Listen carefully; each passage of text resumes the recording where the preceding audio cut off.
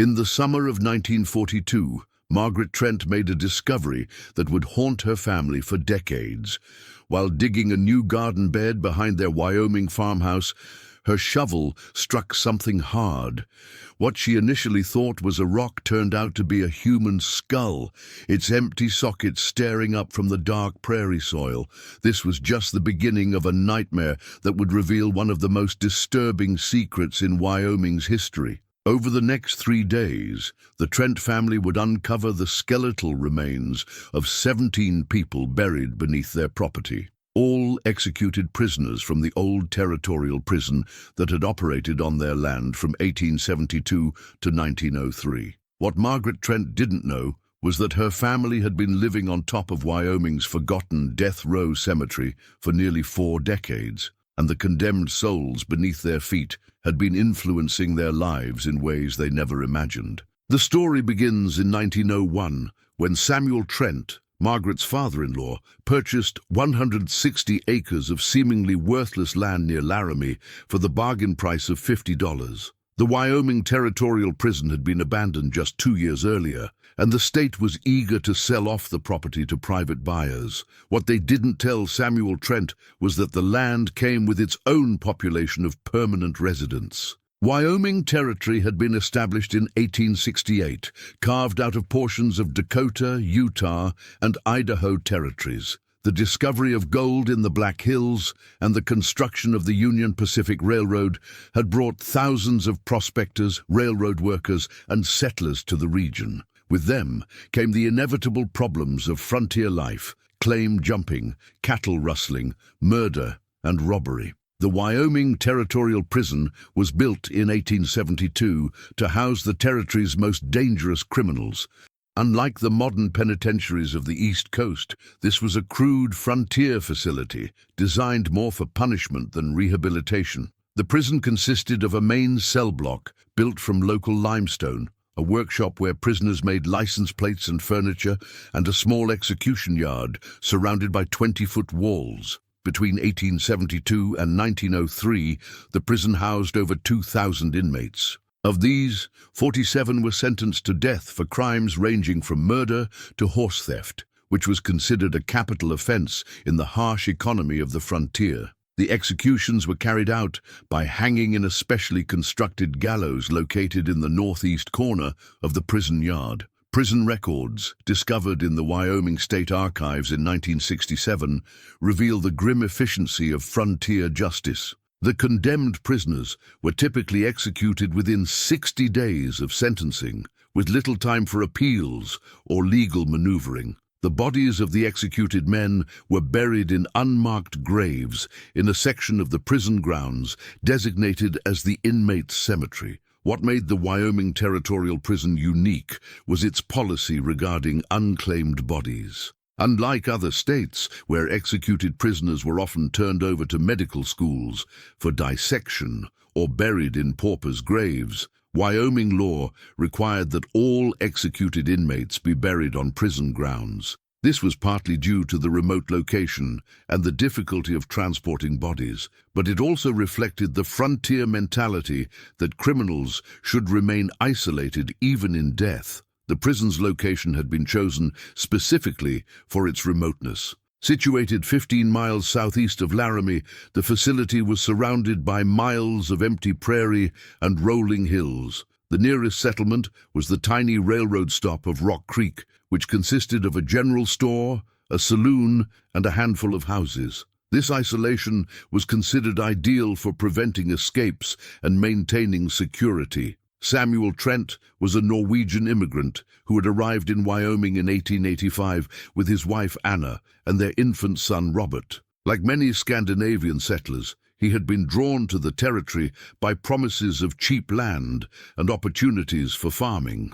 However, the harsh climate and poor soil had made farming difficult, and by 1901, Samuel was looking for any opportunity to acquire land at a reasonable price. The Wyoming Territorial Prison had been closed in 1903 when the new state penitentiary opened in Rawlins. The buildings were scheduled for demolition, and the state was eager to dispose of the property quickly. Samuel Trent's offer of $50 for 160 acres was accepted immediately, and he took possession of the land in October 1901. The prison buildings were torn down over the winter of 1901-1902, and Samuel used much of the limestone from the cell blocks to build a foundation for his new barn. The irony of this decision would not become apparent for another 4 decades. The stone that had once confined Wyoming's most dangerous criminals now supported a structure dedicated to agricultural productivity and family life.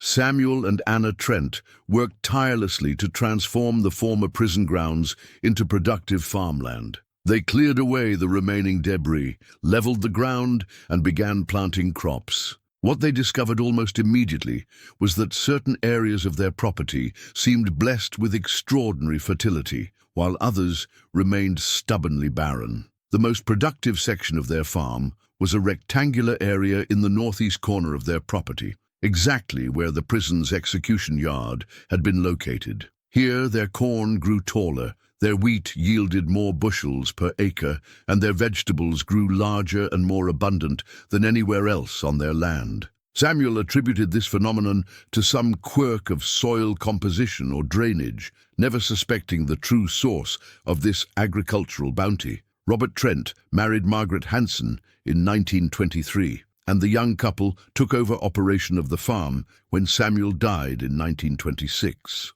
Margaret was a schoolteacher from Cheyenne who had fallen in love with the quiet, hard-working farmer during a summer visit to her cousin in Laramie. She embraced rural life enthusiastically and threw herself into the daily routines of farm management. Margaret quickly noticed the same phenomenon that had puzzled her father-in-law. The northeast section of their property consistently outproduced the rest of their acreage by a significant margin. She began keeping detailed records of crop yields, soil conditions, and weather patterns, trying to understand why this particular area was so much more fertile than the surrounding land.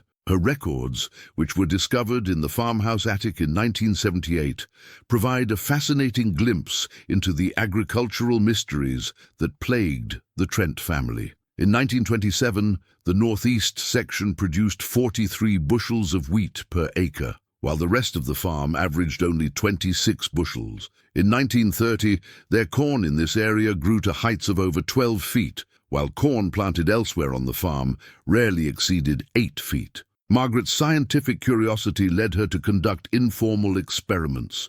She planted identical seeds in different areas of the farm, used the same fertilizers and farming techniques, and carefully monitored the results. Year after year, the plants in the northeast section thrived, while those in other areas struggled. She began to suspect that something in the soil itself was responsible for this dramatic difference in productivity. What Margaret didn't realize was that she was documenting the agricultural effects of human decomposition. The bodies buried in the prison cemetery had been enriching the soil for decades, their remains providing nitrogen, phosphorus, and other nutrients essential for plant growth. The rectangular pattern of exceptional fertility corresponded exactly to the boundaries of the inmates' burial ground. The Trent family's prosperity grew along with their crops. By the late 1930s, they had expanded their original 160 acres to over 400 acres,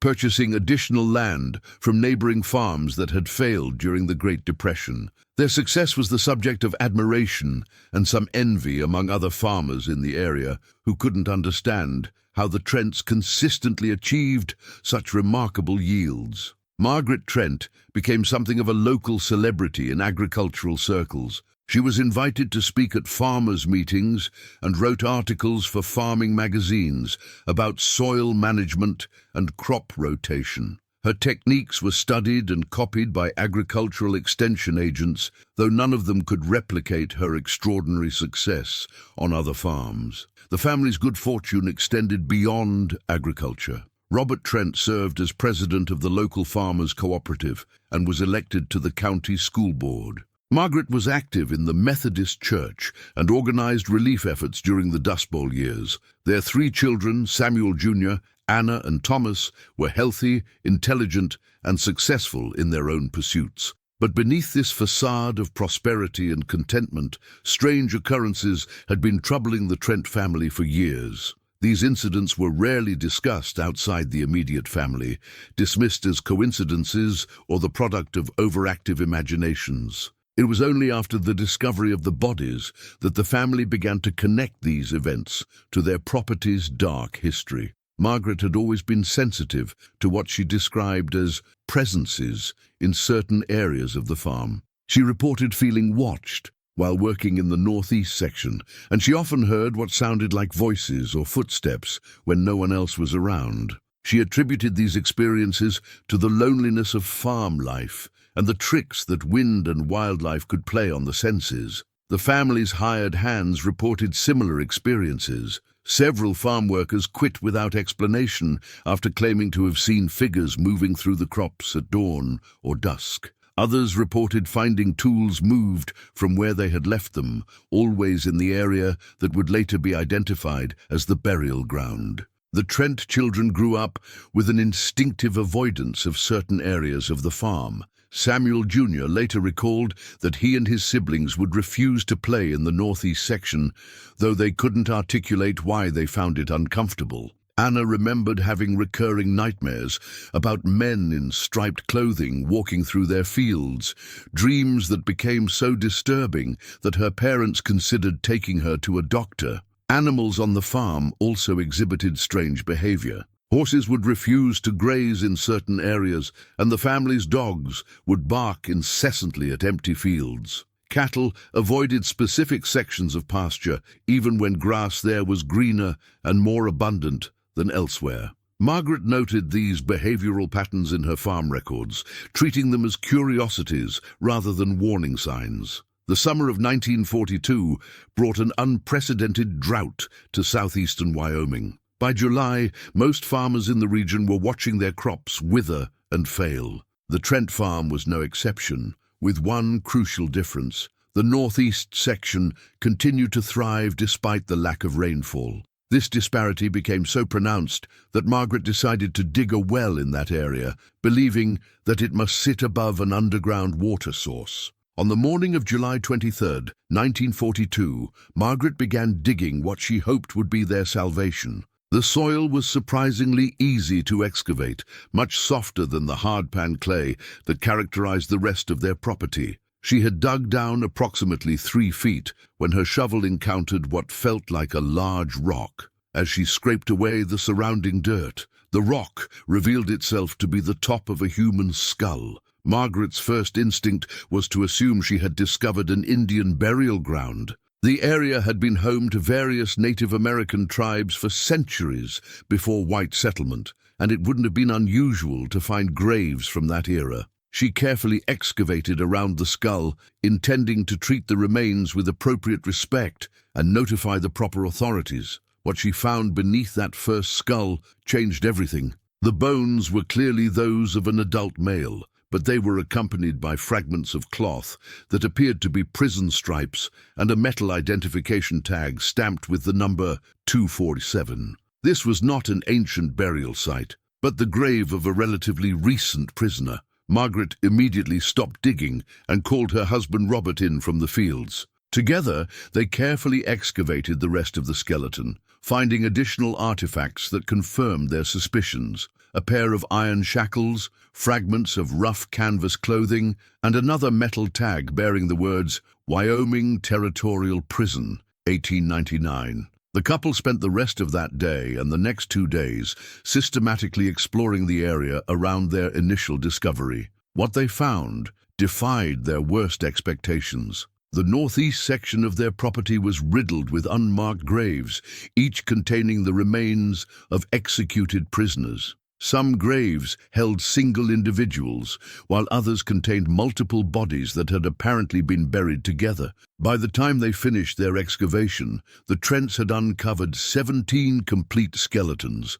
along with fragments of several others that had been disturbed by decades of plowing. Each grave contained similar artifacts, prison clothing, identification tags, and in some cases, personal effects that the condemned men had been allowed to keep until their execution. The discovery explained not only the exceptional fertility of their land, but also the strange experiences that had plagued their family for 4 decades. They had been living directly above the final resting place of Wyoming's executed criminals, men who had died violent deaths and been buried without ceremony or mourning in unmarked graves. Robert Trent contacted the Wyoming State Historical Society, which sent a team of researchers to investigate the discovery. What they found in the state archives confirmed the family's worst fears. The records clearly showed that their property had indeed served as the burial ground for prisoners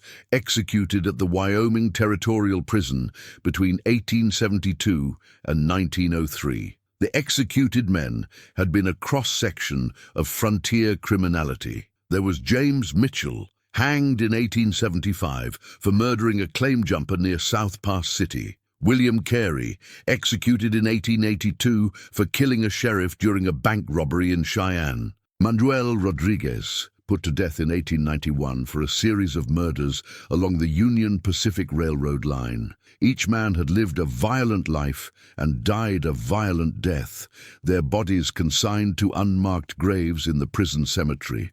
The historical records also revealed why the state had been so eager to sell the property to Samuel Trent for such a low price. Officials had known about the burial ground, but had made no effort to relocate the bodies or even mark their graves. The attitude of the time was that executed criminals deserved no memorial or respect, even in death. The discovery created a sensation in Wyoming and attracted national attention. Newspapers across the country ran stories about the family who had unknowingly been farming on top of a prison cemetery. The irony was not lost on reporters. The same men who had terrorized Wyoming territory and life had been providing sustenance to an innocent farming family in death. Margaret Trent found herself torn between horror at the discovery and practical concerns about their livelihood. The northeast section of their property had been their most valuable agricultural asset for 4 decades.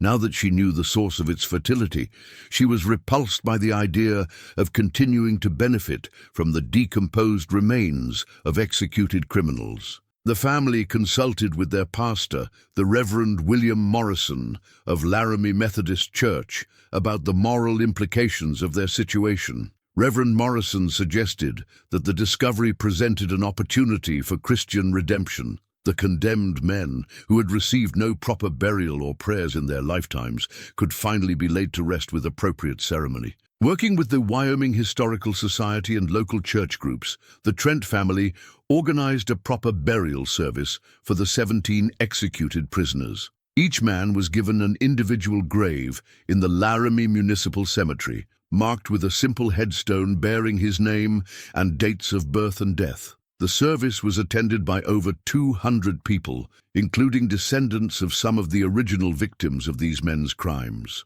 The reburial ceremony took place on October 15, 1942, exactly 41 years after Samuel Trent had first purchased the property. Reverend Morrison delivered a sermon about forgiveness and redemption, noting that even the worst sinners deserved the dignity of a marked grave and prayers for their souls. The event was covered extensively by local newspapers and marked the end of one chapter in the property's dark history. However, removing the bodies from their original burial site had unexpected consequences for the Trent family's agricultural success. The 1943 growing season was their worst in over 20 years. The northeast section, which had been their most productive area, now yielded no better than the rest of their farm.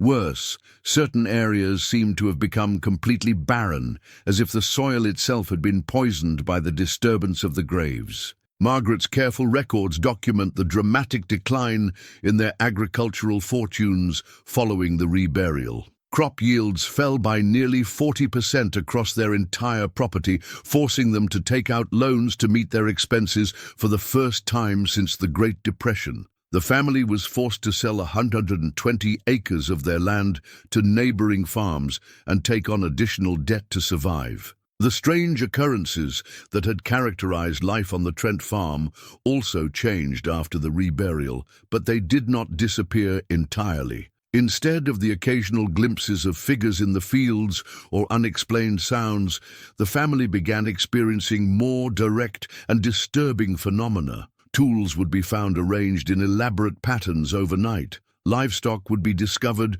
moved to different pastures with no explanation of how they had gotten there. Most disturbing were the dreams that began afflicting all members of the Trent family simultaneously. Night after night, they would dream of angry men in prison stripes, demanding to know why they had been moved from their original graves. The dreams were so vivid and consistent across all family members that Margaret began keeping a detailed log, hoping to find some pattern or meaning. The family's troubles were compounded by their neighbors' reactions to the discovery. Some viewed the Trents with suspicion, as if they had somehow been complicit in the original burials. Others avoided the farm entirely, believing it to be cursed or haunted. The sense of community that had sustained rural families through difficult times began to erode, leaving the Trents increasingly isolated. Robert Trent's health began to deteriorate in 1944, just 2 years after the discovery.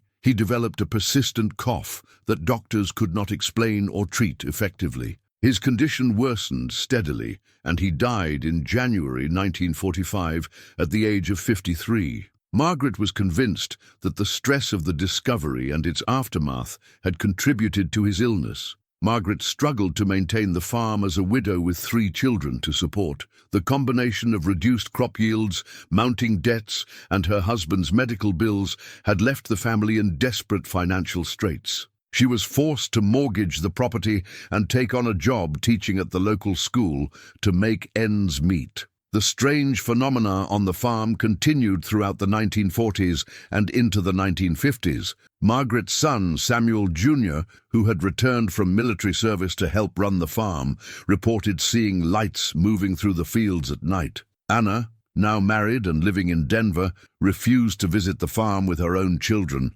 claiming that the place felt wrong in ways she couldn't explain. Thomas, the youngest son, seemed most affected by the farm's troubled atmosphere. He developed severe anxiety problems and had difficulty sleeping. His grades in school suffered, and he began exhibiting behavioral problems that concerned his teachers. Margaret worried that the psychological stress of living on the former burial ground was damaging her son's mental health. In 1952, Margaret made the difficult decision to sell the farm. She had struggled for 7 years to maintain the property and support her family, but the combination of poor crop yields and mounting debts had made their situation untenable. The farm was purchased by a cattle rancher from Colorado who planned to convert the cropland to grazing pasture. The new owner, David Patterson, was initially pleased with his purchase. The price had been well below market value, and he saw the property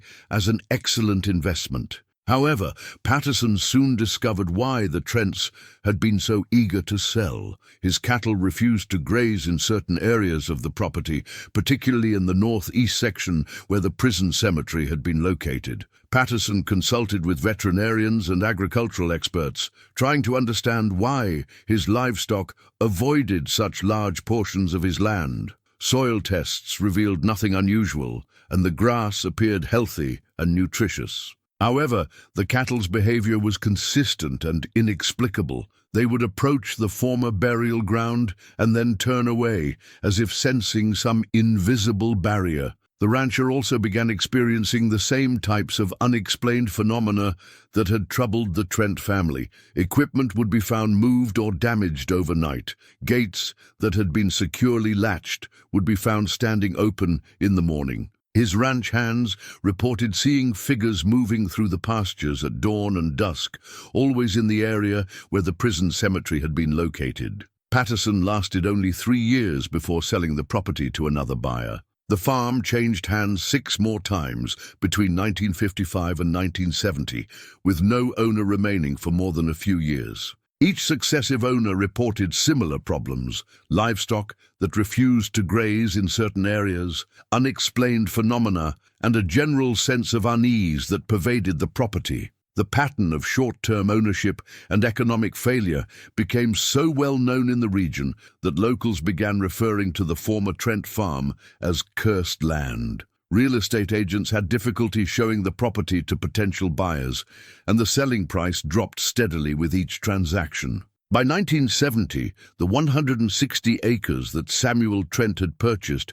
for $50 in 1901 was selling for less than half of its assessed value. Margaret Trent lived to see the farm change hands multiple times, watching from her small house in Laramie as one owner after another struggled with the same problems that had driven her family away. She died in 1974 at the age of 78, having never fully recovered financially from the loss of the farm that had supported her family for over 4 decades. The property's troubled history became a subject of academic interest in the 1970s as historians and paranormal researchers began documenting the case. Dr. Elizabeth Harrison of the University of Wyoming conducted extensive interviews with former owners and compiled a comprehensive history of the property from 1901 through 1975. Dr. Harrison's research revealed that the problems at the former Trent farm were not unique. Similar phenomena had been reported at other sites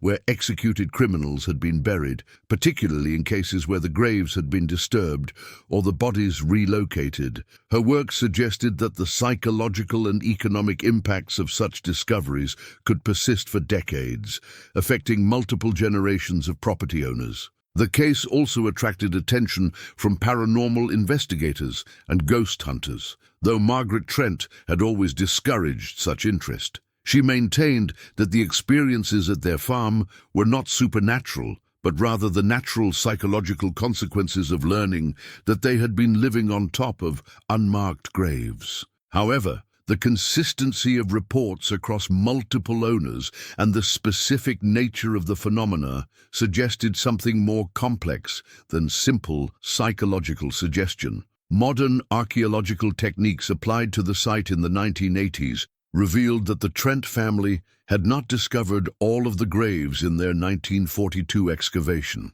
Ground-penetrating radar detected anomalies consistent with additional burials, suggesting that as many as 30 executed prisoners might have been buried on the property over the 31 years of the prison's operation. The discovery raised questions about the completeness of historical records and the treatment of executed prisoners in the American West. Many territorial prisons had maintained poor documentation of burials, particularly for inmates who were considered unworthy of remembrance. The Wyoming case highlighted the need for more comprehensive research into these forgotten cemeteries. Today, the former Trent farm remains largely undeveloped. The current owners, a real estate investment company based in Denver, have made no attempt to build on the property or convert it to agricultural use. The land sits empty except for the original barn that Samuel Trent built using stone from the territorial prison,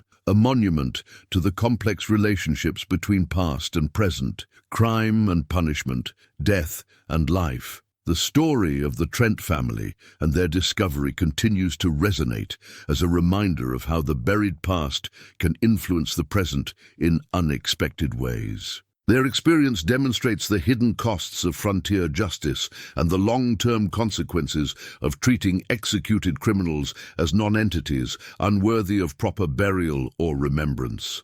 Margaret Trent's detailed records, preserved in the Wyoming State Archives, provide an invaluable window into one family's struggle to come to terms with their property's dark history. Her scientific approach to documenting both the agricultural anomalies and the strange phenomena that characterized life on the farm offers a unique perspective on how ordinary people cope with extraordinary circumstances. The case also raises broader questions about land use and historical memory. How many other properties across the American West might conceal similar secrets? How many families might be unknowingly living or working on sites where the forgotten victims of frontier justice were hastily buried and deliberately forgotten? The Trent family's story reminds us that the past is never truly buried, that the consequences of historical injustices can persist across generations in ways both subtle and profound. Their experience offers a cautionary tale about the importance of historical memory and the dangers of ignoring the human costs of our collective past. What do you think about this incredible story? Could there be other forgotten burial grounds hidden beneath farms and developments across the American West? The case of the Trent family suggests that the brutal realities of frontier justice may have left more marks on the landscape than we realize. Share your thoughts about this disturbing chapter of Wyoming history. And if you want to hear more forgotten stories from America's hidden past, make sure to subscribe and hit that notification bell. The truth about our history is often stranger and more disturbing than fiction.